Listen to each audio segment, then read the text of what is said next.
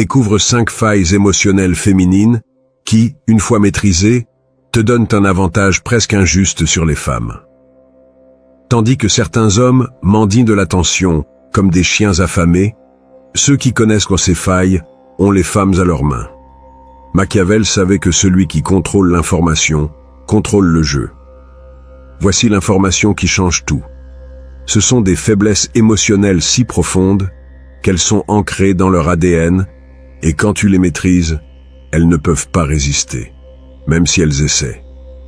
Alors, aime cette vidéo et allons à l'essentiel. La première faille émotionnelle que tu dois maîtriser est la plus puissante de toutes, l'addiction à la validation. Et quand je parle d'addiction, je ne fais pas d'exagération. C'est littéralement une dépendance chimique.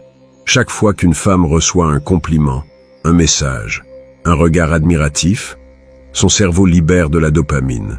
C'est le même produit chimique que celui généré par la cocaïne, mais en dose moindre. Mais voici le détail que la plupart des hommes ne comprennent jamais. Comme toute drogue, la validation perd son effet si elle est administrée en permanence.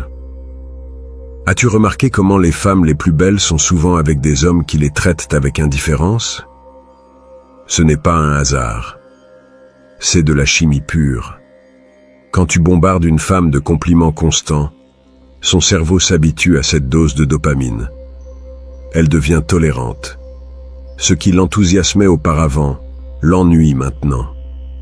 Mais voici la partie intéressante. Quand tu réduis cette validation, quand tu la rends rare, son cerveau entre en mode recherche désespérée. C'est comme lui retirer une cigarette à un fumeur. Elle a besoin de cette dose et fera n'importe quoi pour l'obtenir. Imagine que la validation soit comme un compte bancaire. Chaque compliment est un dépôt. Chaque moment d'indifférence est un retrait. Les hommes désespérés font des dépôts massifs, pensant ainsi gagner leur amour. Erreur fatale. Les femmes ont besoin d'un compte qui fluctue, qui les maintienne en haleine, se demandant quel sera leur prochain versement. La règle d'or est le principe 70-30.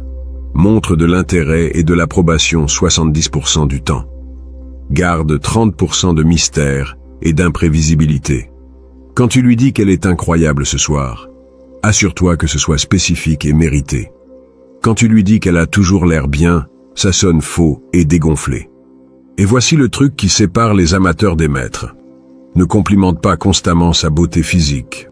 Complimente son intelligence quand elle dit quelque chose d'astucieux, sa créativité quand elle cuisine quelque chose de délicieux, son courage quand elle prend une décision difficile.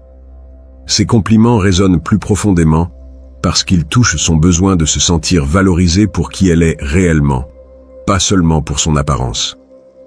Machiavel comprenait que le pouvoir ne vient pas de donner tout de suite, mais de gérer les ressources stratégiquement. La validation est ta ressource la plus précieuse avec une femme. Gère-la comme un investisseur avisé, pas comme un parieur désespéré. Mais attention, il existe une ligne dangereuse entre créer de l'intrigue et créer de l'insécurité. Si tu retiens trop de validation trop longtemps, tu ne créeras pas d'attraction, tu créeras du ressentiment. La clé est dans l'équilibre, en la maintenant suffisamment rassurée pour qu'elle se sente en sécurité, mais suffisamment affamée pour qu'elle en veuille toujours plus. Et au fait, si cette information t'ouvre les yeux autant que je le pense, abonne-toi à la chaîne. Ce sont des secrets que la plupart des hommes ne connaîtront jamais, et je vais partager avec toi les stratégies les plus profondes que j'ai découvertes au fil des années d'études. Ne manque pas ce qui vient, car attends de découvrir la deuxième faille émotionnelle. Elle est encore plus puissante que l'addiction à la validation, et elle concerne quelque chose que toutes les femmes désirent, mais qui paradoxalement les ennuie lorsqu'elles l'obtiennent. C'est le piège dans lequel tombent 90% des hommes sans même s'en rendre compte. Te souviens-tu de ce piège émotionnel dont je t'ai parlé? Le voici. Les femmes disent qu'elles veulent de la sécurité et de la certitude, mais leur cerveau s'enflamme avec l'incertitude. C'est la plus cruelle des paradoxes de la psychologie féminine. Pense-y un instant. Combien de fois as-tu vu une femme perdre de l'intérêt pour un homme qui lui accorde toute l'attention du monde, qui répond à ses messages instantanément, qui planifie chaque détail de leur vie? C'est comme si une clarté totale était du poison pour l'attraction. Il existe un phénomène psychologique appelé l'effet Zeigarnik. Notre cerveau est obsédé par les tâches inachevées, par les questions sans réponse. Les femmes ne sont pas différentes. Quand elles peuvent prédire chacun de tes mouvements, quand elles savent exactement à quoi s'attendre de toi, leur esprit se détend. Et un esprit détendu est un esprit ennuyé. Voici le secret que les hommes les plus attirants connaissent instinctivement. Tu dois révéler ta vie comme si c'était une série télévisée captivante. Donne suffisamment d'informations pour la maintenir accrochée, mais laisse toujours des questions sans réponse. Il y a toujours un « à suivre » dans l'épisode suivant. La règle d'or est simple. Montre 70% de qui tu es. Garde 30% dans l'ombre. Je ne parle pas de mentir ou de créer une fausse identité. Je parle de doser stratégiquement l'information sur toi. Quand elle te demande ce que tu as fait aujourd'hui, donne-lui quelques détails intéressants, mais pas toute l'histoire. Quand tu parles de tes projets futurs, partage ta vision, mais pas chaque étape du parcours. Machiavel comprenait que le pouvoir résidait tant dans ce qui était révélé que dans ce qui restait caché. Un prince qui montrait toutes ses cartes perdait sa capacité de manœuvre. Une femme qui peut te lire complètement perd l'incitation à explorer qui tu es réellement. Mais voici la différence cruciale entre le mystère et la manipulation. Le mystère authentique vient d'une vie riche et intéressante qui a naturellement des couches. Si tu dois inventer des histoires ou créer un drame artificiel, tu es sur la mauvaise voie. Le mystère authentique émerge d'être quelqu'un qui construit réellement quelque chose de significatif avec sa vie. Veux-tu un exemple pratique? Quand elle te demande « Que fais-tu aujourd'hui ?» Au lieu de lui donner un rapport détaillé de chaque activité, tu peux dire « J'ai eu une réunion intéressante qui pourrait changer certaines choses pour moi. » Et puis tu changes de sujet. Son esprit se demandera immédiatement « Quelle réunion? Quelle chose? Comment cela va-t-il l'affecter ?» Ou quand tu parles de ton travail, n'explique pas chaque détail de ta routine quotidienne. Partage ta passion pour ce que tu fais. Raconte une anecdote intrigante, mais laisse-la devoir te poser des questions si elle veut connaître les détails. Elle découvre qui tu es. Elle ne lit pas ta biographie complète. Le véritable pouvoir de cette faille émotionnelle s'active lorsque tu combines l'incertitude avec des moments de révélation authentique. C'est comme donner à quelqu'un assoiffé une gorgée d'eau, mais pas la bouteille entière. Chaque révélation la satisfait temporairement, mais la laisse avec plus de soif de te connaître. Et voici le moment parfait. Tu as environ 90 jours pour prouver que tu es quelqu'un qui vaut la peine d'être découvert. 90 jours pour prouver que ton mystère n'est pas vide, mais qu'il est soutenu par une véritable substance. Après cette période, si tu n'as pas prouvé une valeur authentique, le mystère devient frustration. Mais quand tu maîtrises ce paradoxe, quand tu apprends à être transparent sans être prévisible, intéressant sans être évident, accessible sans être disponible, quelque chose de puissant se produit. Elle commence à investir de l'énergie mentale en toi. Elle commence à se demander sur toi quand tu n'es pas là. Elle commence à te chercher au lieu que tu la cherches. Cependant, il existe une troisième faille émotionnelle encore plus profonde que les deux précédentes. Et celle-ci est la plus dangereuse de toutes, car elle touche quelque chose de si instinctif dans la nature féminine que lorsque tu l'actives correctement, elle peut créer une obsession qui dure des années. Elle concerne quelque chose que toutes les femmes nient publiquement, mais qui les consume en privé. Voici cette vérité que les femmes n'admettront jamais en public. Rien n'active plus leur intérêt pour toi que de savoir que d'autres femmes te désirent. C'est leur instinct de compétition le plus pur et le plus sauvage. Observe cela pendant une semaine. Regarde comment l'attitude d'une femme envers un homme change lorsqu'une autre femme s'intéresse à lui. C'est comme si un interrupteur s'allumait dans son cerveau. Tout à coup, cet homme qui était auparavant juste un ami devient quelqu'un qui mérite d'être conquis. Pendant des milliers d'années, les femmes ont évolué pour identifier et rivaliser pour les hommes de valeur supérieure. Et l'un des signes les plus clairs qu'un homme a de la valeur, c'est que d'autres femmes le reconnaissent comme tel. C'est comme un système de validation sociale automatique. Si d'autres femmes le veulent, il doit y avoir quelque chose de spécial en lui. Voici le fait qui change tout. Quand une femme perçoit que tu es rare, que tu n'es pas disponible pour n'importe qui, son cerveau interprète cela comme un signe de grande valeur. Ce n'est pas que tu sois difficile à obtenir par caprice. C'est que tu as des options. Et cela l'intrigue profondément. Machiavel savait que les alliés les plus précieux sont ceux qui sont également courtisés par d'autres.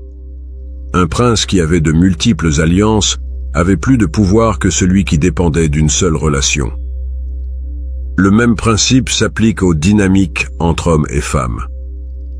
Mais voici la partie délicate. Je ne parle pas de flirter ouvertement avec d'autres femmes devant elles. C'est maladroit et évident.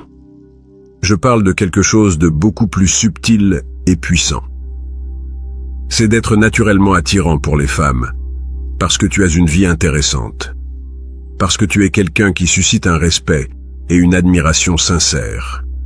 Quand tu arrives dans un endroit social et que les femmes se sentent à l'aise de te parler, quand elles te cherchent pour demander des conseils, quand elles rient sincèrement de tes commentaires, elles le remarquent. Tu n'as pas besoin de faire quoi que ce soit d'artificiel.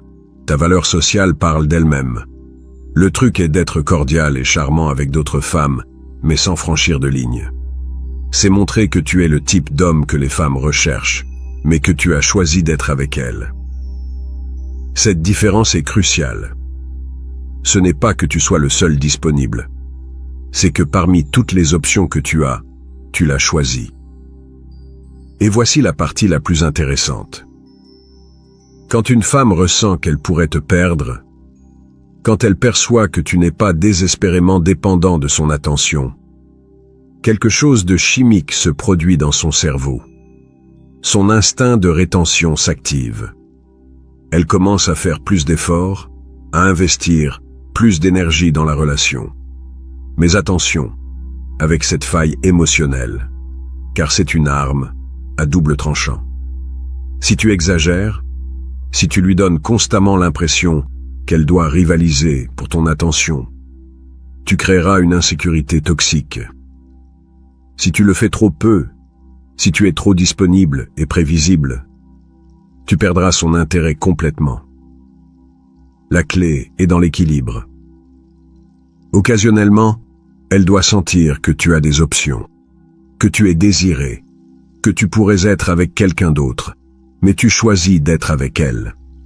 Cela ne se fait pas en étant un idiot ou en la maltraitant. Cela se fait en étant véritablement précieux, en ayant une vie riche qui attire naturellement d'autres personnes. Veux-tu un exemple pratique? Si tu es dans une réunion sociale et qu'une femme s'approche de toi pour te poser une question, réponds de manière amicale et naturelle. Ne l'ignore pas pour montrer ta loyauté, mais ne flirte pas non plus pour susciter la jalousie. Sois simplement toi-même, intéressant, charismatique, accessible. Elle observera comment d'autres femmes réagissent à toi, et cela alimentera sa perception de ta valeur. Un autre exemple, quand tu parles d'un problème, ne deviens pas son thérapeute personnel disponible 24 heures sur 24. Écoute-la, soutiens-la, mais garde ta propre vie et tes propres priorités. Cela lui montre que tu es une ressource précieuse, pas un service gratuit. Jusqu'ici, nous avons exploré 3 failles émotionnelles puissantes. L'addiction à la validation, la paradoxe de l'incertitude et l'instinct de compétition. Chacune de ces failles peut changer dramatiquement la façon dont les femmes te perçoivent et te répondent. Mais les 2 dernières failles que je vais te révéler sont les plus profondes et sophistiquées. Ce sont celles qui séparent les hommes ordinaires de ceux qui comprennent réellement la psychologie féminine à un niveau maître. Et la quatrième faille concerne quelque chose que toutes les femmes recherchent désespérément, mais que très peu d'hommes savent comment fournir correctement. Voici les 2 failles émotionnelles les plus dévastatrices que tu peux maîtriser. Elles sont si puissantes qu'une fois que tu les comprends, tu ne te rapporteras plus jamais aux femmes de la même manière. La 4e faille est le leadership émotionnel. Et voici la différence cruciale que 95% des hommes ne comprennent pas. Les femmes n'ont pas besoin que tu les sauves de leurs problèmes. Elles ont besoin que tu sois leur ancre émotionnelle pendant les tempêtes. Quand une femme te parle d'une mauvaise journée au travail, son instinct n'est pas que tu résolves le problème. Son besoin le plus profond est de sentir qu'il y a quelqu'un de solide, calme et stable à ses côtés. Quelqu'un qui ne vacille pas quand elle vacille. Machiavel comprenait que le véritable pouvoir ne réside pas dans le contrôle de chaque situation, mais dans le maintien de son calme, tandis que les autres perdent le leur. Un leader qui demeure serein pendant les crises inspirait confiance et loyauté. Avec les femmes, le même principe s'applique de manière amplifiée. Voici l'erreur que commettent la plupart des hommes. Quand elle est stressée, ils deviennent stressés. Quand elle est anxieuse, ils deviennent anxieux. Quand elle a peur, ils paniquent en essayant de tout réparer. Ils réagissent au lieu de diriger. Le leadership émotionnel signifie que ton état interne ne dépend pas de son état interne. Si elle rentre à la maison frustrée, tu restes calme. Si elle s'inquiète de quelque chose, tu gardes la perspective. Pas parce que cela ne t'importe pas, mais parce que quelqu'un doit être la roche sur laquelle elle peut se reposer. Mais voici la partie la plus importante. Il ne s'agit pas d'être froid ou déconnecté. Il s'agit d'être la présence apaisante dont elle a besoin. Quand elle te parle de son problème, au lieu de sauter immédiatement aux solutions, tu dis quelque chose comme « Cela semble vraiment frustrant. Dis-moi plus sur ce qui s'est passé. » Tu montres que tu peux gérer ses émotions sans être submergé par elles. Tu crées un espace sûr où elle peut s'exprimer sans sentir qu'elle doit porter aussi tes réactions émotionnelles. Et voici la 5e et dernière faille. La personnalisation psychologique. C'est la plus sophistiquée de toutes, car elle nécessite que tu comprennes vraiment la femme spécifique devant toi. Toutes les femmes ne sont pas les mêmes. Certaines sont plus sensibles à la validation, d'autres à l'incertitude, d'autres à la compétition. Ton travail est d'identifier quelle est sa faiblesse émotionnelle dominante et de personnaliser ton approche en fonction de cette faiblesse. Comment fais-tu cela? En observant. Si elle cherche constamment ton approbation, si elle te demande comment elle se présente, si elle a besoin de confirmation sur ses décisions, sa faille dominante est la validation. Administre tes compliments stratégiquement. Si elle veut toujours savoir ce que tu penses, si elle se frustre quand tu ne réponds pas immédiatement, si elle te pose beaucoup de questions sur ton passé ou tes projets, sa faille dominante est l'incertitude. Garde ce 30% de mystère qui la maintient accrochée. Si elle mentionne constamment d'autres femmes, si elle te demande au sujet de tes ex, si elle devient jalouse quand tu parles à d'autres femmes, sa faille dominante est la compétition. Assure-toi qu'elle se sente choisie, mais pas trop sûre d'elle. La clé est de ne pas appliquer les mêmes techniques à toutes les femmes, comme si elles étaient des robots. Chacune a sa propre configuration émotionnelle, sa propre histoire, ses propres insécurités et forces. Mais voici le point fondamental qui sépare les hommes éthiques des manipulateurs. L'objectif n'est pas d'exploiter ces failles pour contrôler ou blesser. L'objectif est de les comprendre pour se connecter plus profondément et créer des relations plus satisfaisantes pour les deux. Quand tu comprends que son besoin de validation vient de profondes insécurités, tu ne la juges pas pour cela.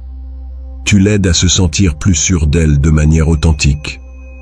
Quand tu comprends que son besoin de certitude vient d'expériences passées où elle a été blessée, tu ne joues pas avec cette vulnérabilité. Tu la rassures de manière authentique. Ces failles émotionnelles ne sont pas des défauts que tu dois exploiter. Ce sont des caractéristiques humaines qui, lorsque tu les comprends et les honores, te permettent d'être l'homme dont elle a vraiment besoin. Pas l'homme qui la contrôle, mais l'homme qui la comprend si profondément qu'il peut l'aimer de la manière dont elle a le plus besoin d'être aimée. Et quand tu parviens à cela, quand tu combines toutes ces failles émotionnelles avec une véritable intégrité et un véritable développement personnel, quelque chose de magique se produit. Tu ne gagnes pas seulement son attraction, tu gagnes son respect. Tu ne captures pas seulement son intérêt, tu captures sa loyauté. Tu ne conquiers pas seulement son cœur, tu conquiers son âme. Mais maîtriser ces failles n'est que le début. Le véritable pouvoir vient de leur application avec sagesse, avec éthique et avec un véritable engagement envers ton propre développement en tant qu'homme. Maintenant, tu connais les 5 failles émotionnelles qui te donnent un avantage injuste. Validation, incertitude, compétition, leadership émotionnel et personnalisation psychologique. Mais souviens-toi, ces armes sont inutiles si tu ne travailles pas à devenir l'homme qui mérite de les utiliser. Ta tâche est simple, choisis une faille et maîtrise-la pendant les 7 prochains jours. Observe comment tout change lorsque tu comprends l'esprit féminin mieux qu'elle-même. Si cette connaissance t'a transformé autant que je l'espère, abonne-toi et partage dans les commentaires un conseil qui pourrait aider d'autres hommes. Le pouvoir partagé se multiplie. Le jeu ne fait que commencer.